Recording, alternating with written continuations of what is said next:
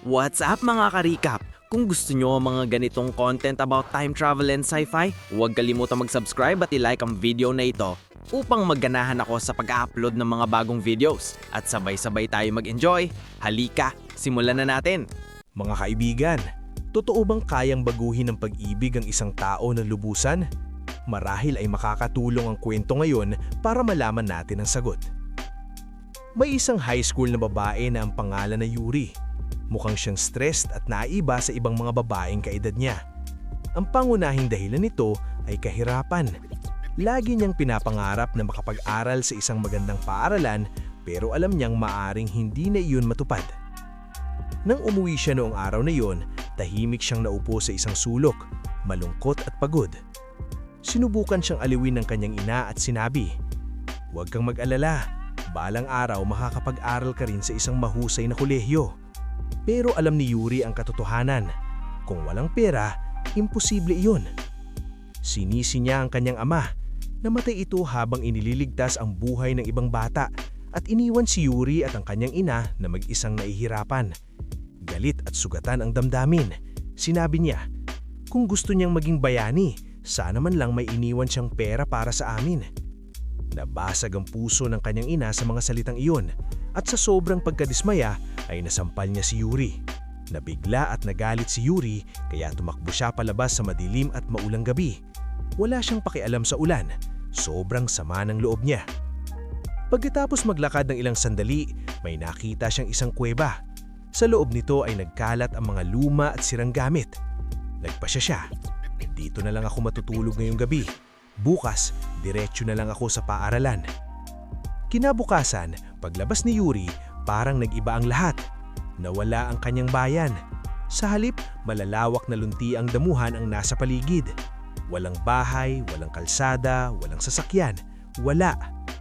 Dahil wala siyang nakain noong nakaraang gabi, nanghina siya at nawala ng malay.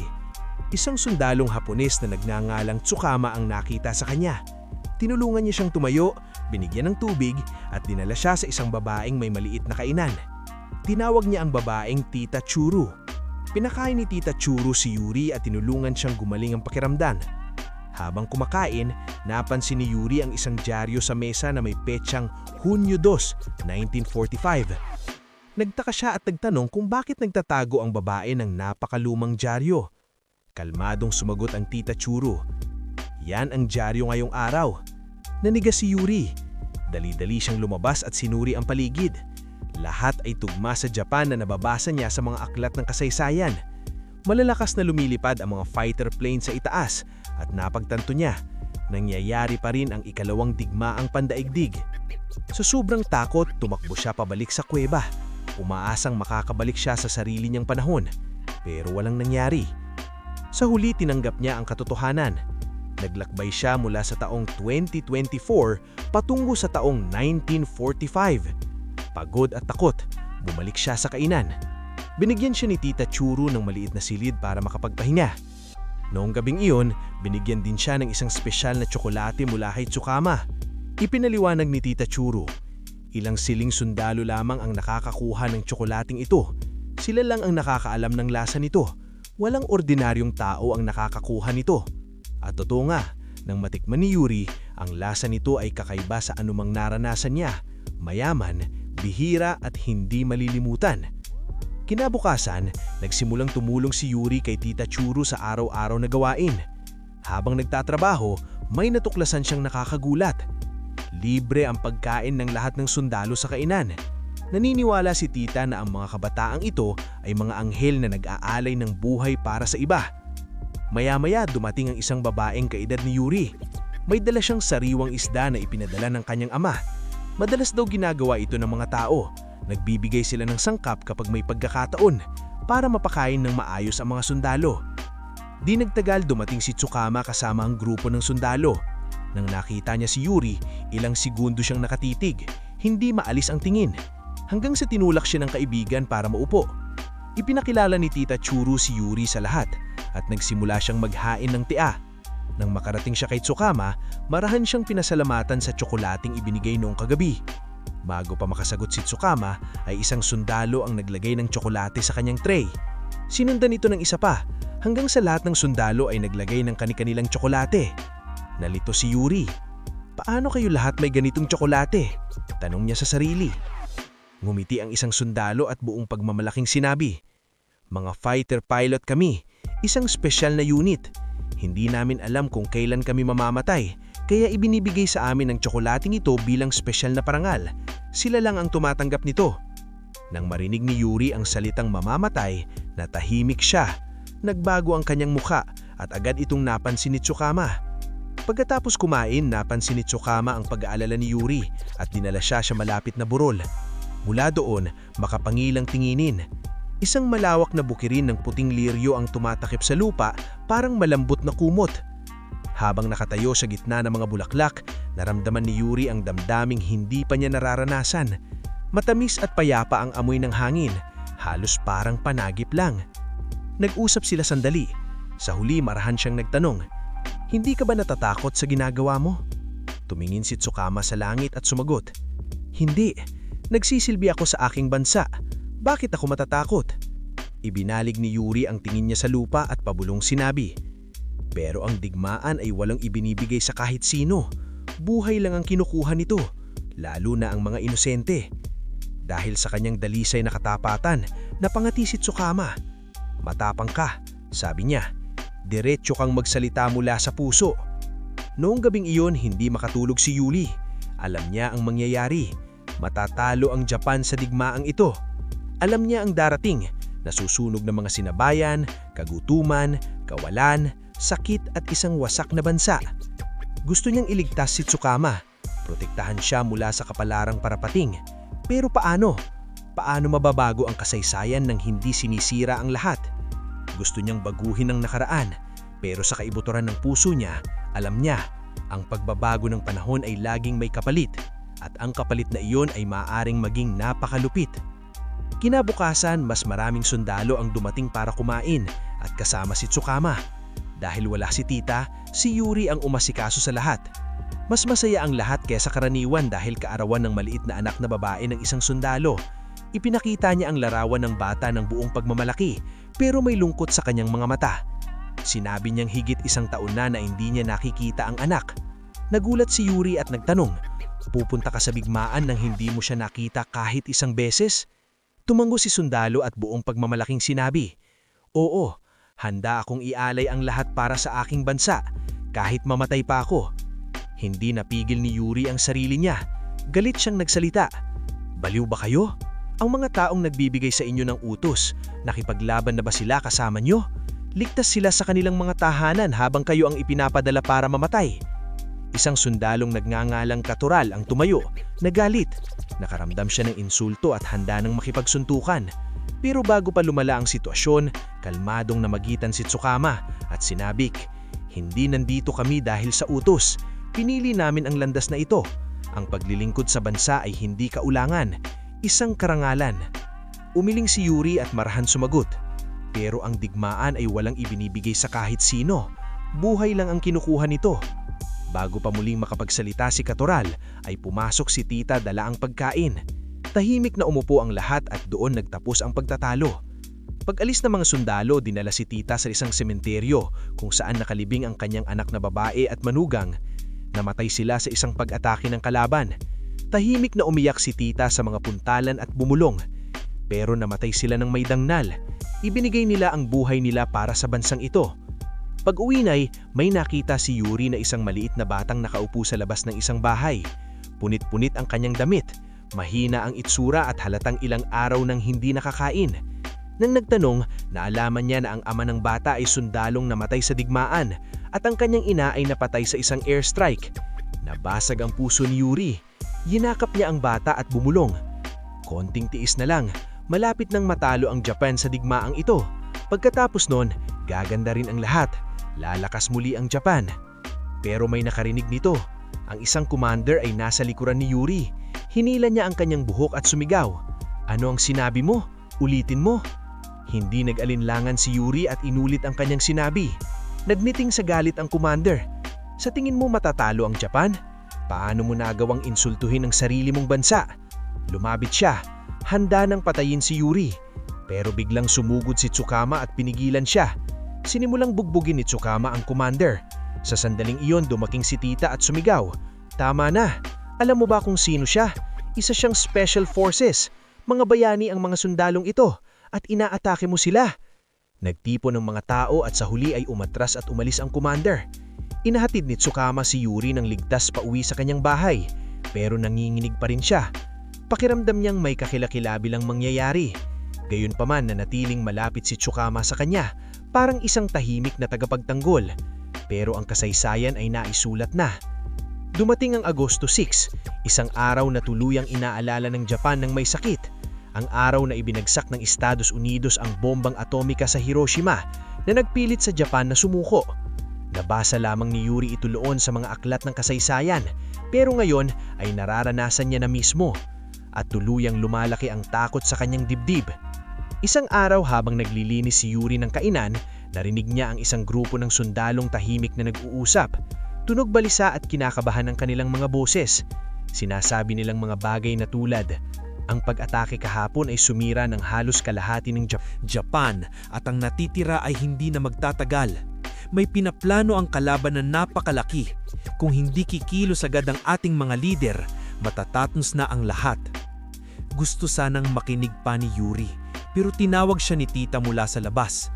Binigyan siya ni tita ng bungkus ng maiinit na damit at sinabing, "Dalhin mo ito sa kalapit na nayon. Bibigyan nila tayo ng pera kapalit nito at ipambibili natin ng bigas para sa kainan." Kaya nagsimulang maglakad si Yuri papunta sa nayon. Pero iba ang araw na iyon. Ngayon, masasaksihan na niya ang tunay na lagim ng digmaan. Hindi na lang babasahin sa mga aklat ng kasaysayan. Nang makarating siya sa mga bukirin malapit sa nayon, napansin niyang may mga taong tumatakbo palapit sa kanya, takot at umiiyak. Bago pa niya maunawaan ang nangyayari, tumingala siya sa langit. Mga eroplanong pandigma ng kalaban ang lumilipad sa itaas. Ngunit hindi lamang sila basta lumilipad. Sunod-sunod silang naghuhulog ng mga bomba na parang mga dahong nalalaglag sa gitna ng isang malakas na bagyo. Sa loob lamang ng ilang segundo, yumanig ang lupa dahil sa malalakas na pagsabog. Ang mga payapang tahanan, bukirin at pamilya ay naglaho sa isang iglap. Kumalat ang apoy sa lahat ng dako. Tinakpan ng usok ang langit. Alingaw-ngaw ang mga sigaw mula sa bawat direksyon. Sa loob lamang ng ilang sandali, naging mga guho ang lahat. Daang-daan, marahil libo-libong katawan ang nakahandusay sa lupa. May pagkakataon sanang tumakas si Yuri. May tsansa siyang makaligtas, ngumit hindi pumayag ang kanyang puso. Pakiramdam niya ay may utang siyang loob kay tita. Kabaitan, katapatan at pagmamahal. Ang parehong pagmamahal na kanyang natanggap. Kaya sa halip na tumakbo palayo, bumalik siya at nagmamadaling tumakbo patungo sa bahay ni tita. Ngunit bago pa siya makarating, isang bahay ang sumabog sa malapit at gumuho ang bubong nito sa ibabaw niya. Naipit siya sa ilalim ng mabibigat na guho. Nagpumiglas siya, nagtulak at sinubukan ng lahat para makawala. Ngunit hindi gumalaw ang mga debris. Nanaig ang takot. Unti-unti siyang nawalan ng pag-asa. Pagkatapos, mahina niyang narinig ang isang tinig na tumatawag sa kanyang pangalan. Tumingin siya sa paligid sa gitna ng alikabok at usok at naroon siya, si Tsukuma. Hindi na nag-aksaya ng kahit isang segundo si Tsukuma. Nilapitan niya si Yuri, inalis ang mabibigat na piraso ng guho, binuhat siya sa balikat at dinala siya palayo sa panganib. Nang makarating sila sa isang ligtas na lugar, marahang nagsalita si Tsukuma, ngulit may takot sa kanyang tinig. "Kung may nangyari sa'yo, hinding-hindi ko mapapatawad ang sarili ko. Pakiusap, manatili kang ligtas." Noong gabing iyon, hindi nakatulog si Tsukuma. Puno ng mga alalahanin ang kanyang isipan kaya lumabas siya upang magpalinaw ng isip. Doon niya nakita ang kaibigan niyang si Itara na mag-isang nakaupo. Mukhang itong wasak, pagod sa bigmaan, pagod sa pagkawala, pagod sa buhay. Matapos ang mahabang katahimikan, nagsalita rin ito. "Hindi ko na alam ang gagawin ko. Pupunta ba ako sa labanan o mananatili ako sa babaeng mahal ko?" Nanginginig ang kanyang boses habang nagpapatuloy. "Lahat ng pinahahalagahan ko ay wala na. Ang pamilya ko, ang mga kamag-anak ko, lahat sila ay namatay sa digmaang ito. Siya na lang ang natitira sa akin. Hindi ko kayang mawala rin siya. Kinabukasang umaga, bumalik ang lahat ng sundalo sa kainan ni tita sa huling pagkakataon. Hindi sila naroroon para kumain. Naroroon sila upang magpaalam. Pagsapit ng gabi, aalis na sila patungo sa labanan. Lumapit si Tsukuma kay tita at malalim na yumuko. Sa mahinahon ngunit emosyonal na tinig, sinabi niya, "Inalagaan mo kami parang sarili mong mga anak. Para sa amin, hindi ka lang tagapagluto. Para kang isang ina, isang diyosa." Sinubukan ni tita ng ngumiti, ngunit napuno ng luha ang kanyang mga mata. Tahimik na nakatayo si Yuri sa malapit, pinagmamasdan ng lahat.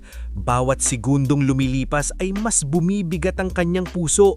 Alam na niya ang katotohanan. Ito na ang huling pagkakataon niyang makikita sila. Hindi na sila babalik. Sobrang sakit na ng nararamdaman niya, kaya lumabas si Yuri para itago ang kanyang mga luha. Sa paglabas niya, nakita niya si Itara, mag-isang nakatayo. Mabigat ang paghinga, halatang kinakabahan. Agad na naunawaan ni Yuri, hindi siya pupunta sa labanan. Plano niyang tumakas. Ilang sandali pa lang, natagpuan siya ng ibang sundalo at pinaliguman. Nanginginig sa takot at umiiyak, sumigaw si Itara, "Patawarin niyo ako, nawala na sa akin ang lahat ng mahal ko sa digmaang ito. Ang pamilya ko, ang mga kamag-anak ko, wala na sila. Isang tao na lang ang natitira, ang babaeng mahal ko. Gusto kong mabuhay para sa kanya, hindi ko kayang mawala rin siya." Isang sundalo ang galit na humakbang pasulong at sumigaw, "Kaya katatakas, tatalikuran mo ang Japan? Taksil ka!" Ang tungkulin ng isang sundalo ay lumaban, hindi tumakbo para sa isang babae. Bago pa siya makapagsalita muli, sumingit si Yuri, matapang, galit at walang takot. Itinuro niya ang mga sundalo at sinabi, "Hindi niyo pwedeng pilitin ng isang taong mamatay. May karapatang si Itara na mabuhay. Kung gusto niyang protektahan ng babaeng mahal niya, hayaan niyo siya. Ano ang masama sa pagpili ng pagmamahal kaysa digmaan?" Tumama ang kanyang mga salita sa lahat ng parang kidlat. Walang nagsalita. Kahit ang galit na sundalo ay natahimik. Pagkaraan ng mahabang sandali, lumapit si Tsukuma kay Itara. Ipinatong ang kanyang kamay sa kanyang balikat at marahang sinabi, "Umalis ka, mabuhay ka, maging masaya ka." Napaluha si Itara at lumuhod. Ngilit sa pagkakataong ito, luha yon ng rinhawa. Pagkatapos umalis ng lahat, dinala si Tsukuma sa burhing ng mga lilyos sa huling pagkakataon. Mahinang ang hangin, malambot at ginintong kulay ng langit dahil sa papalubog na araw. Parang humihinto ang mundo sa paghinga nito. Doon, ibinahagi ni Tsukuma ang sarili niyang mga pangarap. Sinabi niyang minsan ay gusto niyang maging guro, mamuhay ng payapa at tumulong sa pagtuturo sa mga bata. Ngunit nang namatay ang kanyang ama habang nagsisilbi sa bansa, gumawa siya ng isang desisyon. Magiging sundalo rin siya tulad ng kanyang ama. Napuno ng luha ang mga mata ni Yuri. Mahigpit niyang hinawakan ng kanyang kamay at bumulong. "Pakiusap, huwag kang umalis. Matatalo ang Japan sa digmaang ito. Maniwala ka sa akin." Ngulit marahang inalis ni Tsukuma ang kanyang kamay at sinabi, "Kung mga sundalo tulad ko ang uurgong, mawawala ang lahat ng pag-asa. Sino ang magpoprotekta sa mga inosente, sa mga bata, sa mga taong tulad mo?" Umiling si Yuri at marahang sumagot, "Darating ang araw na igagalang ng mundo ang Japan. Muling babangon ng bansang ito kahit matalo pa ito sa digmaang ito." Pero buo na ang loob ni Tsukuma. Sa mabigat na tinig sinabi niya, "Hindi na ako maaaring umatras ngayon." Noong gabing iyon bago sila umalis patungo sa digmaan, nagtipon ng mga sundalo para sa huling inuman. Itinaas nila ang kanilang mga tasa at sumigaw, "Para sa Japan! Para sa Dangyal! Para sa tagumpay!" Nakatayo si Yuri sa isang korno. Pinagmamasdan sila ng wasakang puso. Alam na niya ang kanilang kinabukasan. Alam niya ang parating. Hindi niya mapigilan ang kanyang mga luha. Tumakbo siya kay Tsukuma at nagmakaawa. "Pakiusap, huwag kang umalis. May toras pa. Pakiusap, manatili ka." Ngunit hindi lumingon si Tsukuma. Hindi siya nagsalita. Nagpatuloy lang siyang naglalakad, patungo sa kanyang misyon, patungo sa kanyang kapalaran, patungo sa kamatayan. Kinabukasang umaga, sabay-sabay na naglakad ang lahat ng taganayang patungo sa kampo para magbigay ng huling paalam at swerte sa mga sundalo. Ngunit hindi sumama si Yuri. Nakapagpaalam na siya sa kanyang puso. Sa halip, nanatili siya at tumulong sa paglilinis ng iniwan ng mga sundalo. Habang naglilinis, may nahawakan ng kanyang kamay. Isang nakatuplang papel. Pinulot niya ito at napagtandang isang liham ito. Sa harap nito, sa sulat kamay na kanyang kilala, nakasulat ang pangalang Tsukuma. Walang pag-aalinlangan, kinuha niya ang kanyang bisikleta at mabilis na nagpedal para makahabol. Marahil gusto niyang ibalik ang liham o marahil may mga salita pa siyang hindi nasasabi. Nanginginig ang kanyang mga binti. Bumibigat ang kanyang paghinga. Ngulit nagpatuloy siya. Mas mabilis, hanggang sa marating niya ang base sa mismong sandaling naghahanda ng umalis ang mga eroplano. Ngulit huli na siya. Malakas ang hiyawan ng mga tao. Ang kanyang boses, ang kanyang mga sigaw, ang kanyang mga salita, lahat ay nalunod sa ingay. Sa kanyang harapan, sumakay si Tsukuma sa kanyang eroplano. Kalmado ang kanyang mukha, determinado at puno ng dangyal. Handa siyang lumaban, handa niyang parangalan ng kanyang ama, handa niyang ialayan lahat, kahit ang kanyang sariling buhay para sa kanyang bansa. Isa-isa, umangat sa himpapawarid ang mga eroplano. May mga sundalong matatapang na ngumiti. May mga tahimik na umiiyak. Lahat sila ay alam. Sa kaibutabutang ng kanilang mga puso, ito na ang kanilang huling paglipad. Walang magagawa si Yuri kundi manood. Sumikip ang kanyang dibdib. Parang nadudurog ang kanyang puso. Tinawag niya ang pangalan ni Tsukuma ng bupong lakas, paulit-ulit hanggang sa mawala ang kanyang boses. Lumabo ang kanyang mga mata, nanghina ang kanyang mga nutod, at pagkatapos, nagdilim ang lahat. Pagmulat ni Yuri, nagbago ang lahat. Hindi na siya sa base. Nakahiga siya sa parehong kuwebang kung saan siya unang nakatulog ilang araw nang nakalipas. Bumalik sa sarili niyang tempo. Bumalik sa asalukuyan. Bumalik sa taong 2024. Lumabas siya, natulil-tulil at naghahanap ng mga sagot. Wala na ang burhing ng mga lilyus. Wala na ang mga sundalo. Wala na ang digmaan. Tanging modernong mga bahay, daanan at sasakyan na lamang ang naroroon. Sandali niyang inisip, panaginip lang ba ang lahat? Dali-dali niyang umuwi sa kanyang bahay at pagpasok pa lang niya, yinakap siya ng kanyang ina habang umiiyak. Sinabit niya ay halos nawalan na siya ng pag-asang makikita pa siyang muli. Yinakap ni Yuri ang kanyang ina at humingi ng paumador. Tunay na nauunawaan sa unang pagkakataon ang halaga ng pamilya. Marahang ngumiti ang ina niya at sinabi, "Mabuhay ka ayon sa gusto mo, Yuri. Wala nang pipigil sa'yo." Mula noon, nagbago si Yuri. Naging mas kalmado, mas matalino at mas mapagpasalamat. Napansin ito ng kanyang mga kaklase. Napansin ito ng kanyang mga guro. Kahit siya mismo ay napansin ng pagbabago sa kanyang sarili. Isang araw sa paaralan, inanunso ng guro na bibisita ang kanilang klase sa isang museo ng digmaan. Kinabukasan, dumating sila sa museo na puno ng mga lumang eroplanong pandigma, uniforme at mga litrato ng mga sundalong minsang lumaban para sa kanilang bansa. Tahimik na naglakad si Yuri sa mga bulwagan hanggang sa bigla siyang napahinto. Naroon sa pader ang isang larawang lubos niyang kilala, si Tsukuma. Kumabog ang kanyang dibdib. Sa tabi ng kanyang larawan ay ang kanyang kwento at isang liham na minsan niyang isinulat para sa babaeng mahal niya.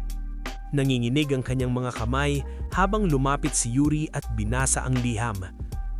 "Mahal kong Yuri, nakatayo ako muli sa bukirin ng mga liryo, kung saan kahit ang mga bulaklak ay hindi kayang tapatan ng iyong presensya. Matagal ko nang gustong sabihin sa iyo ang isang bagay. Mahalaga ka sa akin. Ngunit hindi ko ito nasasabi dahil alam kong kung ginawa ko, hindi mo ako hahayaang pumunta sa digmaan. Gusto kong maging masaya ka, mabuhay ng malaya at sundin ang iyong mga pangarap. Puno ka ng buhay, manatili kang ganyan. Ngayon, oras na para magpaalam. Marahil balang araw, sa kung saan, sa ibang panahon, muli tayong magkikita. Iyo magpakailanman, Tsukuma. Nang natapos niyang basahin, napaupo si Yuri sa sahig at humagulgol ng mas malakas kaysa kailanman. Dahil ngayon, alam na niya, hindi iyon panaginip. Totoo ang lahat. Tunay siyang naglakbay sa panahon. Minahal niya ang isang tao at tuluyan niya itong nawala. Kalaunan, bumalik si Yuri sa bukirin ng mga liryo, ngulit ngayon ay iisang liryo na lamang ang natitira. Marahan niya itong hinaplos at ipinikit ang kanyang mga mata. Sa katahimikang iyon, sa wakas ay naunawaan niya. Mahalaga ang buhay. Ang bawat araw ay isang regalo at ang halaga ng sakripisyo ay maaring tumagal magpakailanman. Bagamat maikli lamang ang panahon na ginugol niya kasama si Tsukuma, binago nito ang kanyang puso magpakailanman. Kaya gumawa si Yuri ng isang pasisyon. Susundin niya ang mga pangarap na hindi na natupad ni Tsukuma. Magiging guru siya. Magtuturo siya ng mga bata hindi lamang ng kasaysayan, kundi ng kahalagahan ng kapayapaan, pagmamahal at buhay. At sa ganitong paraan, nagtatapos ang magandang kwentong ito. Ibahagi ninyo sa comments ano ang naramdaman ninyo sa kwentong ito. Magkikita tayong muli sa susunod na video. Maraming salamat sa panonood. Paalam at kapayapaan sa lahat. Sana nag-enjoy kayo mga ka-recap. Anong masasabi niyo sa movie natin ngayon? Mag-iwan ng komento sa baba. At huwag kalimutang mag-subscribe sa ating channel para sa mga new updates at uploads. Kita-kits sa susunod na kwento. Salamat at mag-iingat tayong lahat.